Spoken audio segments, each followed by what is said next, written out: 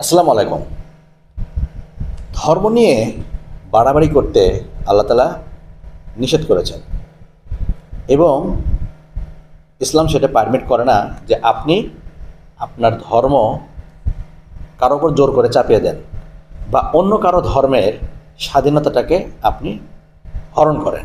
এটা ইসলাম পারমিট করে না।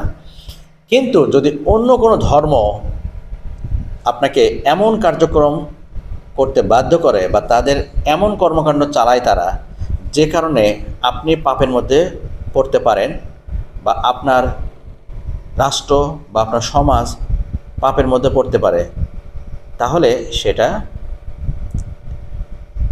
অ্যালাউ করা যাবে না। সেটা আপনাকে প্রতিরোধ করতেই হবে। সম্প্রতি গাইবান্ধায় রাম মন্দির, রাম মূর্তি নির্মাণ করেছে হিন্দু সম্প্রদায়েরা। একটা গভীর চক্রান্তের অংশ হিসেবে এটা করেছে। এটা এত বড় লম্বা যে হিন্দু প্রধান দেশ ভারতেও এত বড় মূর্তি নাই, কিন্তু তারা কেন এখানে করছে? এর উদ্দেশ্য একটাই। প্রথম উদ্দেশ্য হচ্ছে তারা একটা হিন্দু মুসলিম দাঙ্গা বাঁধাতে চায়, যে দাঙ্গার ছলনা দিয়ে ভারত বাংলাদেশকে গ্রাস করতে পারে, বিশেষ করে রংপুর অঞ্চলটা ভারত গ্রাস করতে পারে। তাহলে তাদের এই দুরভিসন্ধির কারণে তার প্রথম পদক্ষেপ হিসেবে তারা এখানে এই রাম মূর্তি নির্মাণ করছে।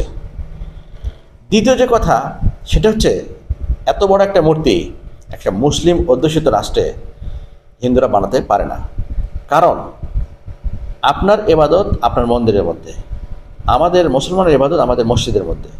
কিন্তু আপনি এই মূর্তি এমনভাবে তৈরি করলেন যে যেই মূর্তিটা 2, 4, 10 কিলোমিটার এলাকা থেকে দেখা যায় এবং মানুষ দেখে আস্তে আস্তে সেই রামের প্রতি একটা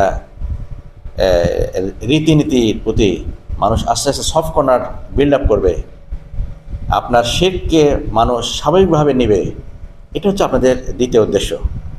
সুতরাং আপনি হিন্দু হয়ে এইভাবে বড় মূর্তি নির্মাণ করবেন, সেটা একজন মুসলমান মানতে পারে না। আপনি এই মূর্তি আপনার মন্দিরের মধ্যে শত শত তৈরি করেন, মুসলমানদের কোনো আপত্তি নেই। কিন্তু আপনি ওপেন প্লেসে তৈরি করবেন, করে দুটো দুরভিসন্ধির সামনে নিয়ে আগাবেন, এটা মুসলমান কোনোদিন মেনে নেবে না। এবং প্রত্যেকটা মুসলমানের নিজ নিজ অবস্থান থেকে এটার প্রতিবাদ করতেই হবে। আপনি যদি এটার প্রতিবাদ না করেন, তাহলে মৃত্যুর পরে অবশ্যই আপনাকে আল্লাহর কাছে জবাবদিহি সামনে পড়তে হবে। আর সেই জবাবদিহি হবে অত্যন্ত ভয়াবহ। আজকে আপনি গা বেঁচে চললেও ওই দিন আর রক্ষা পাবেন না, কঠিন বিচারের মুখোমুখি হতে হবে।